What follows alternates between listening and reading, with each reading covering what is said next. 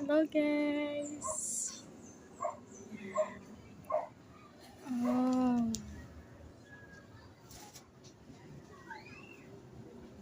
yan po ang bahay namin. Hindi pa tapos gawin yan. Wala pa pong budget. Yan.